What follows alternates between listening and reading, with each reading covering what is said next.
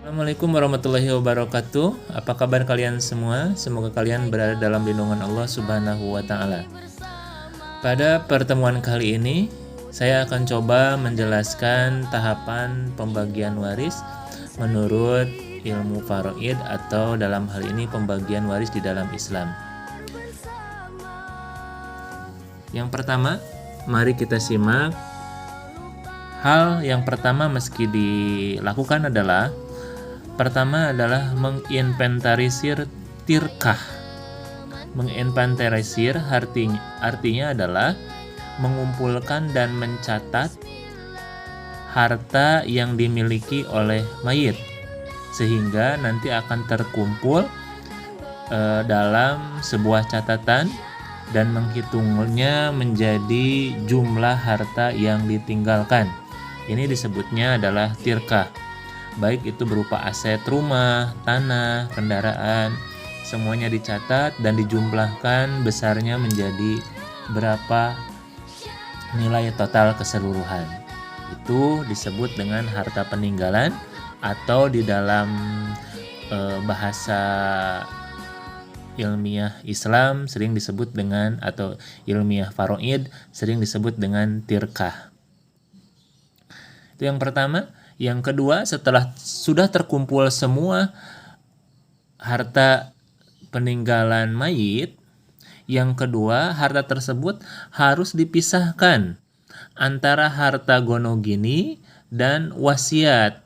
Harta gonogini ini adalah harta yang dikumpulkan semasa hidup si mayit bersama pasangan hidupnya, baik dengan istri ataupun pula ada harta orang tua ataupun ada harta anak yang dititipkan pada si mayit, itu harus dipisahkan. Contohnya ketika awal pernikahan, si mayit dalam hal ini mungkin contohnya adalah seorang suami menikah membangun rumah itu berdua dengan istrinya. Maka di sana ada harta istri dan ada harta suami. Maka itu harus dipisahkan terlebih dahulu. Cara penyelesaiannya, apakah mungkin sisa daripada harta yang dimiliki oleh laki-laki diambil terlebih dahulu, atau justru malah dibeli sahamnya oleh suami sehingga terkumpul sehingga terpisah antara harta laki-laki, harta suami dan harta istri. Itu gonogini. Yang kedua adalah pisahkan wasiat. Apabila mayit berwasiat sebelum meninggal tentang hartanya. Namun perlu diingat, wasiat itu tidak boleh 1/3 dari harta peninggalan atau tirkah. Contohnya, sebelum meninggal mayit membuat surat wasiat agar mewakafkan setengah harta dari warisannya, maka wasiat tersebut tidak bisa ditunaikan. Namun apabila wasiatnya misalnya mewakafkan sebagian hartanya untuk kepentingan umat, misalnya 10% ataupun 2% atau 3%, maka itu bisa dilaksanakan. Namun apabila lebih dari 1/3 harta peninggalan, itu tidak bisa dilaksanakan. Hukum memisahkan harta mayit untuk dibagikan ketika berwasiat itu wajib dilaksanakan oleh ahli waris yang masih hidup. Apalagi wasiat tersebut adalah untuk kepentingan kebaikan. Namun apabila wasiatnya tentang keburukan, maka itu pun sama, tidak boleh ditunaikan. Baik, setelah dipisahkan antara harta mayit atau tirkah mayit dengan gonogini dan wasiat, tahapan yang ketiga adalah menginventarisir ahli waris yang ada dengan menggunakan bagan. Pada poin ketiga ini, ahli waris harus mendata terlebih dahulu ahli waris mana saja yang masih hidup. Tentang keterangan siapa saja yang menjadi ahli waris, kalian bisa lihat pada materi ahli waris yang sudah ditulis di dalam modul. Di situ tertulis ada beberapa orang yang mendapatkan waris.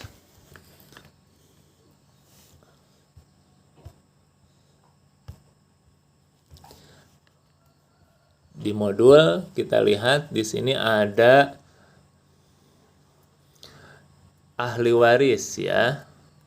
Nah, pembagian harta waris. Nah, ahli waris itu ada dari pihak laki-laki, jumlahnya ada 15. Sedangkan yang diprioritas ada 15. Yang diprioritaskan dari 15 itu adalah ayah, anak laki-laki, dan suami. Sedangkan dari pihak perempuan itu jumlahnya ada 10. Yang diprioritaskan ada 5, yaitu istri, anak perempuan, cucu perempuan, dan saudara perempuan sekandung. Itu. Nah, kita harus inventarisir dahulu. Ada berapakah ahli waris yang tadi disebutkan tadi? Yang dari pihak laki-laki ada 15, yang perempuan itu ada 10. Dengan cara membuat bagan. Nah, caranya bagaimana cara membuat bagan? Kita akan coba membuat bagan dengan menggunakan simbol. Simbolnya seperti ini. Simbol untuk ahli waris perempuan itu adalah menggunakan bentuk segitiga. Kemudian apabila ahli waris laki-laki dengan menggunakan kotak. Kemudian ada simbol diarsil. Simbol arsir ini adalah bagan mayit atau jenazah. Mari kita akan coba contohkan. Pertama-tama kita buat terlebih dahulu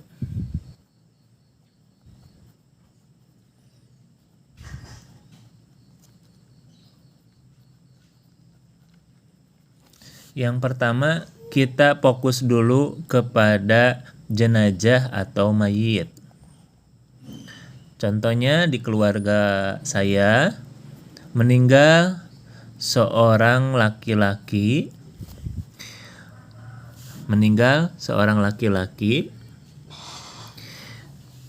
Dia meninggalkan seorang istri.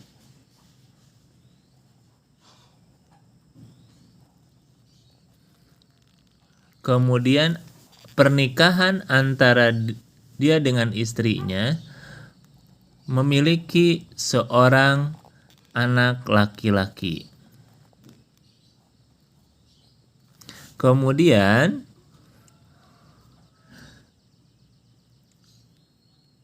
si mayit meninggalkan seorang ayah dan seorang ibu. Nah, seperti inilah contohnya. Ayah di dalam bagan ahli waris itu terdapat ada seorang ayah. Nah, ini ayah. Kemudian tadi anak laki-laki ada di dalam ahli waris. Kemudian ibu itu ada di dalam ahli waris perempuan. Nah, inilah bagan yang dibuat di keluarga Bapak dan sesuai ada di bagan pada bagian ahli waris yang ditentukan di dalam ilmu waris. Seperti itu. Nah, kalian bisa menambahkan nanti setelah dilihat dari ahli waris yang ada di dalam modul. Oh, contohnya misalnya cucu laki-laki ada, Anda bisa masukkan ke dalam tabel. Misalnya saudara laki-laki sekandung ternyata masih ada, bisa dimasukkan ke dalam tabel gitu. Kalau misalnya bagaimana untuk membuat tabel seorang saudara laki-laki sekandung? Nah, kita bisa membuatnya seperti ini. Saudara laki-laki sekandung adalah saudara dari jenazah. Maka garis keturunan yang diambil adalah dari hubungan antara ayah dan ibu. Bisa tarik ke sebelah kanan. Ini adalah saudara laki-laki sekandung yang tentunya masih hidup. Apabila masih hidup. Kalau sudah meninggal, sudah tidak ada atau tidak memiliki seorang saudara laki-laki sekandung, tidak perlu ditulis. Itu tandanya bahwa dalam keluarga ini tidak ada anak laki-laki, tidak ada saudara laki-laki. Akan tetapi kalau ada di dalam keluarga ini adalah saudara anak atau saudara laki-laki, maka ditulis atau digambarkan seperti ini. Inilah bagan ahli waris dalam keluarga. Oke. Kalau sudah paham kita, bagaimana kalau sudah diinventarisir seperti ini? Ketika sudah diinventarisir seperti ini, maka inilah ahli waris yang berhak mendapatkan bagian ahli waris. Bagaimana cara membagikan harta warisannya, tirkahnya? Nah, cara membagikannya kita lihat kepada cara yang keempat. Yang keempat, kita membagian bagian ahli waris itu melalui tabel KHI atau Purudul Muqaddaroh.